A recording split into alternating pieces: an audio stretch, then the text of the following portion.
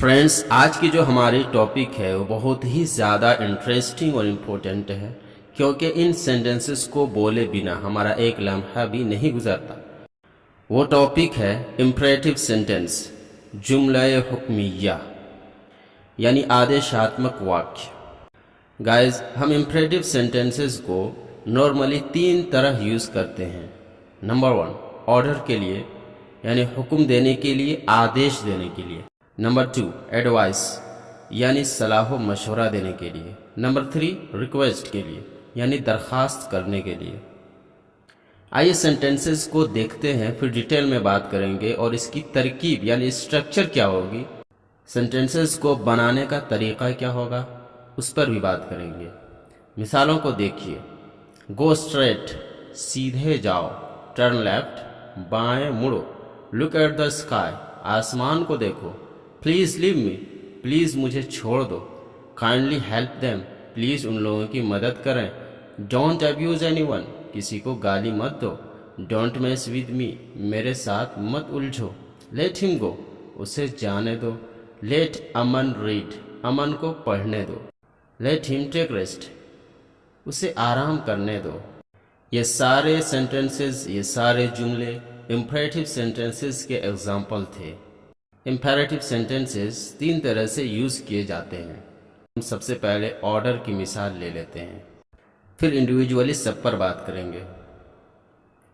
सबसे पहले स्ट्रक्चर यानी तरकीब पर नज़र डालिए। तो सबसे पहले वर्ब की फर्स्ट फॉर्म होगा, उसके बाद ऑब्जेक्ट। फ्रेंड्स, ये बात ध्यान में रखें कि हर एक किस्म का स्ट्रक्चर सेम होगा, एक ही होगा। सबका अलग अलग स्ट्रक्चर नहीं है, चाहे वो ऑर्डर हो या एडवाइस हो या रिक्वेस्ट हो, इन तीनों का स्ट्रक्चर एक ही होगा। यानी सबसे पहले वर्ब की फर्स्ट फॉर्म होगा, यानी गो। गो मीन्स जाना, इसका सेकंड फॉर्म वेंट आता है, थर्ड फॉर्म गॉन है, और फोर्थ फॉर्म जिसे हम ING फॉर्म बोलते हैं। तो इन चारों में से सबसे पहला वाला आएगा, यानी गो आएगा।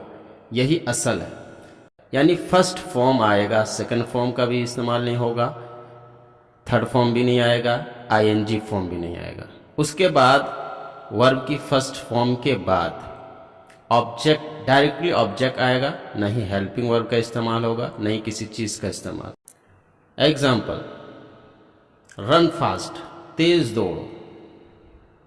यहाँ पर देख रहे हैं रन का सबसे पहला फॉर्म आया है रन, इसका सेकंड फॉर्म रैन होता है, फिर थर्ड फॉर्म रन है, फिर रनिंग। लेकिन यहाँ पर रन आया क्योंकि सबसे पहला फॉर्म ही आएगा। सेकंड एग्जाम्पल, स्पीक लाउडली, जोर से बोलो।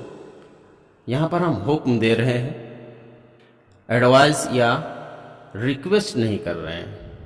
लेकिन अगर किसी को हुक्म देकर, ऑर्डर देकर किसी काम से रोकना हो, यानी नेगेटिव सेंटेंस बनाना हो, तो फिर तरीका क्या होगा?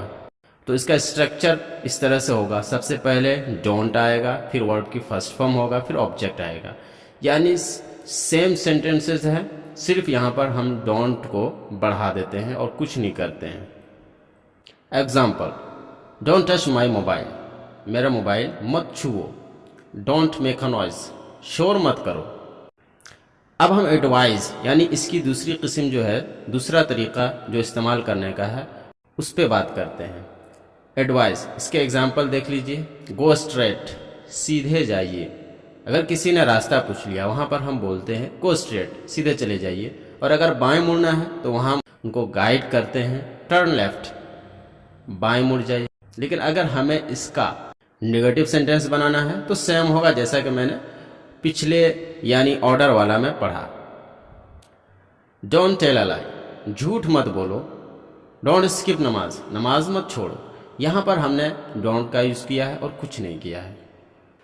अब रिक्वेस्ट की बात करते हैं। Example, please give me a pen, please मुझे कलम दे दो। प्लीज़ वॉश माई शूज़, मेरा जूता धो दो प्लीज़। इन तमाम सेंटेंसेस में रिक्वेस्ट की जा रही है, दरख्वास्त की जा रही है। गाइस, कभी कभी हम ऐसा भी बोलते हैं, वहाँ कभी मत जाना, कमज़ोरों को कभी मत सताना, उसके साथ कभी मत रहना, तो कभी के लिए हम क्या यूज करते हैं? तो इसके लिए हम नेवर का वर्ड लाते हैं, नेवर का वर्ड यूज करते हैं। जैसे पहले इसका स्ट्रक्चर देख लीजिए। सबसे पहले नेवर आएगा, फिर वर्ब की फर्स्ट फॉर्म आएगा, उसके बाद ऑब्जेक्ट आएगा। एग्जाम्पल, नेवर गो देयर, वहां कभी मत जाना या वहां कभी मत जाओ। नेवर टीज द वीक, कमजोरों को कभी परेशान मत करना। नेवर ड्रिंक वाइन, शराब कभी मत पियो। लेकिन अगर हमें सेंटेंसेस में जोर देना हो, ताकीद करनी हो, फोर्स देना हो, तो हम ऐसे सेंटेंसेस को इस तरह से बनाते हैं। सिर्फ उसमें हम डू का इस्तेमाल करते हैं। जैसे डू गो, जरूर जाओ। डू रीड, जरूर पढ़ो। डू हेल्प हिम, उसकी जरूर मदद करो। इसी तरह से हम हर वर्ब से पहले डू ले आएंगे और वर्ब की फर्स्ट फॉर्म लाएंगे, तो वहां जरूर का माना खुद ब खुद पैदा हो जाएगा, उसकी मीनिंग में जोर पाया जाएगा। फ्रेंड्स, कभी कभी हम ऑर्डर, एडवाइस या रिक्वेस्ट के लिए ऐसा भी बोलते हैं कि उसे जाने दो, उसे पढ़ने दो, उसे सोने दो, उसे अंदर मत आने दो। तो इसके लिए हम इंग्लिश में लेट, LET, लेट का यूज करते हैं। इसका स्ट्रक्चर कुछ इस तरह से होगा। सबसे पहले लेट आएगा, उसके बाद सब्जेक्ट आएगा, उसके बाद वर्ब की फर्स्ट फॉर्म होगा, उसके बाद ऑब्जेक्ट होगा, यानी मफूल सबसे लास्ट में आएगा। एग्जाम्पल, लेट मी गो, मुझे जाने दो। लेट देम लाफ, उन लोगों को हंसने दो। लेट हामिद कम, हामिद को आने दो। इस पॉइंट को याद रखिएगा कि जिसको छूट दी जाएगी, जिसको ऑफर दिया जाएगा, उसको लेट के फौरन बाद लाएंगे। ऊपर देखिए, मुझे जाने की छूट मिल रही है, यानी मी। उन लोगों को हंसने की छूट मिल रही है, इसलिए देम आया लेट के फौरन बाद। और हामिद को आने की छूट मिल रही है, इसीलिए लेट के फौरन बाद आया। अब अगर हमें इसका निगेटिव सेंटेंस यानी मनफी जुमला बनाना हो, तो इसके दो तरीके हैं।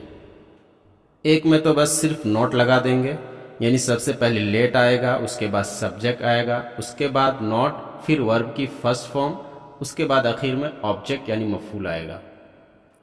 दूसरा तरीका है कि हम शुरू में डोंट लगा देंगे, उसके बाद लेट आएगा, फिर सब्जेक्ट, फिर वर्ब की फर्स्ट फॉर्म प्लस ऑब्जेक्ट, आखिर में ऑब्जेक्ट आएगा। Example, let me not go, मुझे मत जाने दो। लेट देम नॉट लाफ, उन्हें मत हंसने दो।